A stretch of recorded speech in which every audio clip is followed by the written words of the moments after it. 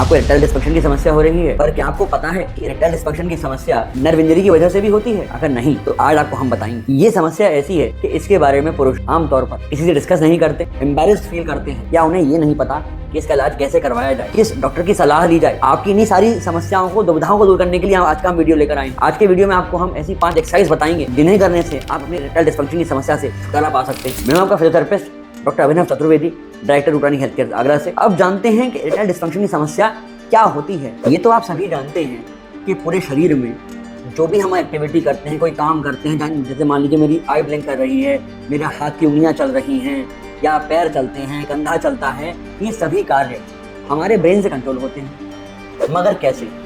Nerves के द्वारा। हमारी बॉडी में सेंट्रल नर्वस सिस्टम है जो ब्रेन और स्पाइनल कॉर्ड से बनता है। हमारी बॉडी में पेरिफेरल नर्वस सिस्टम है जो स्पाइनल कॉर्ड से अलग अलग लेवल से नर्व निकलती हैं, हाथ तक जाती हैं, पैर के अंगूठे तक जाती हैं। तो ऐसे ही जो हमारे जेनेटेलिया है, जो हमारे जेनेटल ऑर्गन्स हैं, उन ऑर्गन्स की नर्व सप्लाई होती है पोडेंडल नर्व। मेल में अगर हम कहें तो पेनिस को सप्लाई करती हैं, अगर हम फीमेल्स में कहें तो जो उनके सेक्स ऑर्गन्स हैं उन्हें सप्लाई करती हैं। जब इन नर्व में कोई समस्या होगी, इन नर्व में डैमेज होगा, इंजरी होगी, तब किसी व्यक्ति को या तो यूरिनेशन करते हुए फील नहीं होगा, जिसे हम यूरिनरी इनकॉन्टिनेंस भी कह सकते हैं। उस व्यक्ति को यूरिनेशन के वक्त बर्निंग हो सकती है। इसी प्रकार से जब कोई व्यक्ति सेक्सुअल एक्टिविटी करने जाएगा तो उनकी जो पेनिस है वो स्ट्रेट नहीं होगी। होता क्या है, जब कोई व्यक्ति सेक्सुअल एक्टिविटी करता है तो हार्मोन रिलीज होते हैं, जिसके बाद में ब्लड को उस स्पंजी स्ट्रक्चर में फिल करने के लिए सिग्नल आता है और आपकी पेनिस इरेक्ट होती है या इरेक्शन होता है,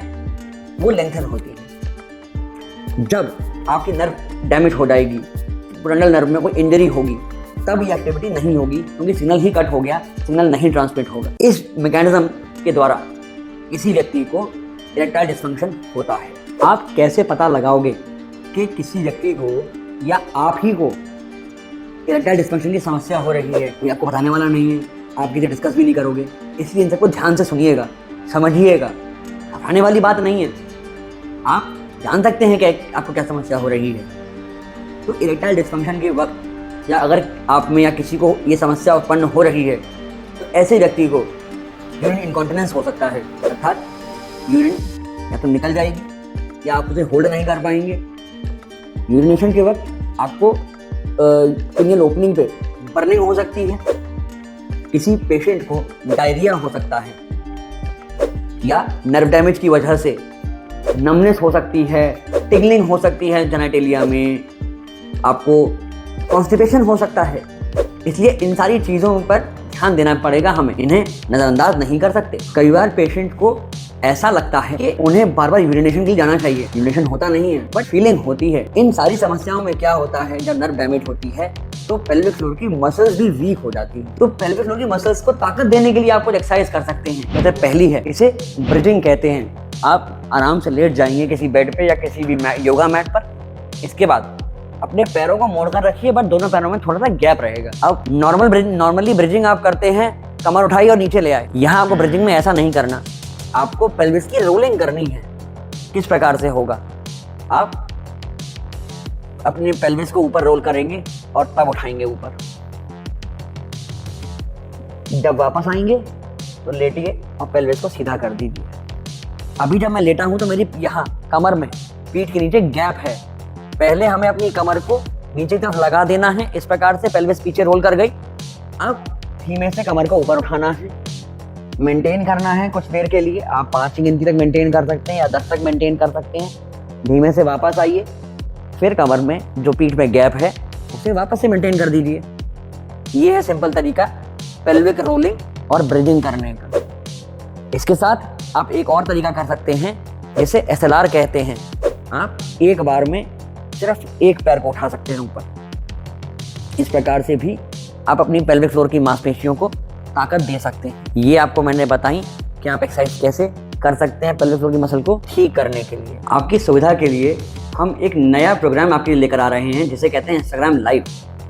अगर आप अपनी समस्याएं हमसे सीधा पूछ के उत्तर जाना चाहते हैं, उत्तर पाना चाहते हैं, तो हमें इंस्टाग्राम पे फॉलो अवश्य कर लें, क्योंकि ये इंस्टाग्राम लाइव होगा हर महीने के दूसरे और चौथे शनिवार को शाम को 6 से 7 बजे के बीच में।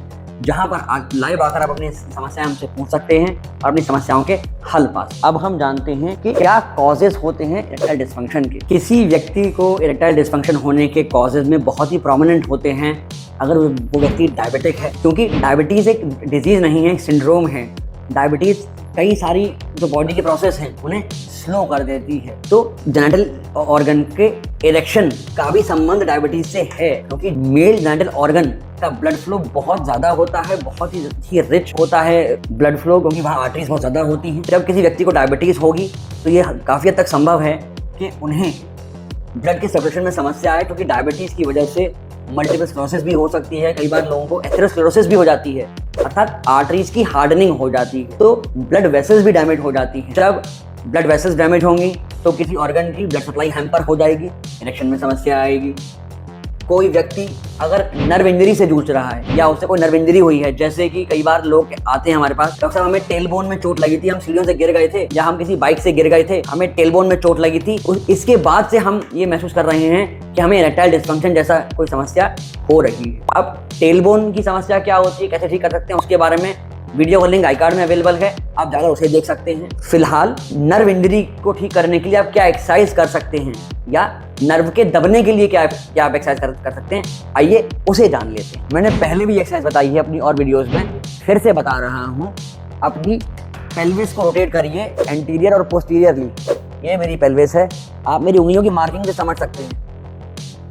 Up and down, up and down, या मैं इसे कहूंगा एंटीरियरली एंड कॉर्डली। जब आप ये मूवमेंट परफॉर्म करेंगे तो देखिए आपकी जो नर्व कंप्रेस हो रही है, धीमे धीमे उसके डिकम्प्रेशन का प्रोसेस स्टार्ट होगा। जैसे जैसे नर्व डिकम्प्रेस होती जाएगी, पेशेंट को जेनिटल ऑर्गन में कोई भी समस्या जैसे नमनेस है, टिंगलिंग है, बर्निंग है, ये धीमे धीमे कम होना शुरू हो जाएगी। इरेक्टाइल डिस्फंक्शन होने के और भी कई कारण हो सकते हैं, जैसे हाइपरटेंशन भी इसमें से एक वजह है। जब किसी व्यक्ति का ब्लड प्रेशर बढ़ा रहेगा या उच्च रक्तचाप की समस्या होगी, तब उस पेशेंट को एंजाइटी डिसऑर्डर भी हो सकता है। एंजाइटी की वजह से भी किसी व्यक्ति को जेनिटल ऑर्गन के इरेक्शन में समस्या होती है। या वो व्यक्ति अगर डिप्रेशन का शिकार है, अगर वो व्यक्ति डिप्रेशन में है तो भी उसकी बॉडी की एक्टिविटी ठीक नहीं होगी, बॉडी का फंक्शनिंग या कहें ब्रेन की फंक्शनिंग प्रॉपर नहीं होगी, और व्यक्ति की जो सेक्स ऑर्गन्स हैं उनमें इरेक्शन नहीं होगा या कम रहेगा। अगर कोई व्यक्ति कोई ड्रग्स का कंजम्पशन करता है, ड्रग कंज्यूम करता है, तब भी उस व्यक्ति को समस्या हो सकती है इरेक्टाइल डिस्फंक्शन की। या कोई व्यक्ति मोटा है, ओबीज है, ऐसे व्यक्ति को थकान ज्यादा रहेगी, स्ट्रेस रहेगा, बॉडी में कमजोरी रह सकती है, ऐसा व्यक्ति भी इरेक्टाइल डिस्फंक्शन का शिकार हो सकता है। कई बार इरेक्टाइल डिस्फंक्शन की समस्या कैंसर की वजह से भी होती है। अगर किसी व्यक्ति को प्रोस्टेट कैंसर का ट्रीटमेंट हुआ है, रेक्टल कैंसर का ट्रीटमेंट हुआ है, तब भी सेल्स डैमेज होते हैं रेडिएशन वगैरह में, इस वजह से भी व्यक्ति को इरेक्टाइल डिस्फंक्शन हो सकता है। इसीलिए आपको मैंने अभी तक जो भी कॉजेज गिनाए हैं, इन सभी पर ध्यान दीजिएगा। यदि आपको ये समस्या है, आप किसी से डिस्कस नहीं कर पा रहे हैं, तो सेल्फ असेसमेंट करिए, अपने आप को एवेल्युएट करिए कि आपको इनमें से किस समस्या की वजह से इरेक्टाइल डिस्फंक्शन हो रहा है। अगर आप इस समस्या से छुटकारा पाना चाहते हैं, आप नहीं समझ पा रहे कि हम क्या करें, तो आप हमें नीचे दिए गए नंबर पे कॉल करके संपर्क कर सकते हैं, इस समस्या का हल पा सकते हैं। यदि हम बात करें कि इरेक्टाइल डिस्फंक्शन के ट्रीटमेंट में क्या किया जाएगा, लाइन ऑफ एक्शन क्या होना चाहिए, तो इरेक्टाइल डिस्फंक्शन के लिए आपके यूरोलॉजिस्ट या आपके जो भी डॉक्टर हैं वो आपको ओरल मेडिसिन दे सकते हैं। कुछ ओरल पिल्स आपकी चलेंगी जिसके द्वारा वो आपको ठीक करने का प्रयास करेंगे। ये ओरल मेडिसिन हो सकती हैं या फिर कुछ हार्मोन थेरेपी के लिए कुछ हार्मोन्स की भी टैबलेट्स हो सकती हैं या इंजेक्टेबल्स हो सकते हैं, जो आपके लैब टेस्ट पे डिपेंड करेगा। या मसल्स वीक हैं आपकी, उनकी समस्या की वजह से ऐसा हो रहा है, तो एक फिजियोथेरेपिस्ट आपको एक्सरसाइज करवाएंगे। वो एक्सरसाइज किस प्रकार से होती है, चलिए इन स्पेशलाइज्ड एक्सरसाइज को भी जान लेते हैं। इनका नाम है कीगल एक्सरसाइज। किस प्रकार से होंगी ये कीगल एक्सरसाइज? तो कीगल एक्सरसाइज करने के लिए आप एक पलंग पे लेट जाएं, आराम से एक पिलो को दबा के रखें अपने दोनों घुटनों के बीच में, पैर थोड़े से मोड़ लें। अब इस पिलो को दबाने का प्रयास करें तो आपस में कुछ इस प्रकार से 1 2 3 4 5 रिलैक्स छोड़ दें। जब आप इस पिलो को अंदर की तरफ दबाएंगे तो आपकी जो पेल्विक फ्लोर की मसल्स हैं या जो अडक्टर मसल्स हैं उन पे असर पड़ेगा, वो स्टिमुलेट होंगी। या फिर पेल्विक फ्लोर की मसल्स को स्ट्रेंथ देने के लिए आप कुछ और भी एक्सरसाइज कर सकते हैं। वो कैसे होगी?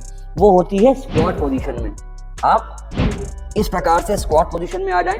अब लेफ्ट देखें, राइट देखें, लेफ्ट देखें, राइट देखें। जब आप इस प्रकार से स्क्वाट पोजीशन में बैठेंगे तो निश्चित तौर पे आपकी जो थाई की मसल्स हैं उन पे स्ट्रेस पड़ेगा।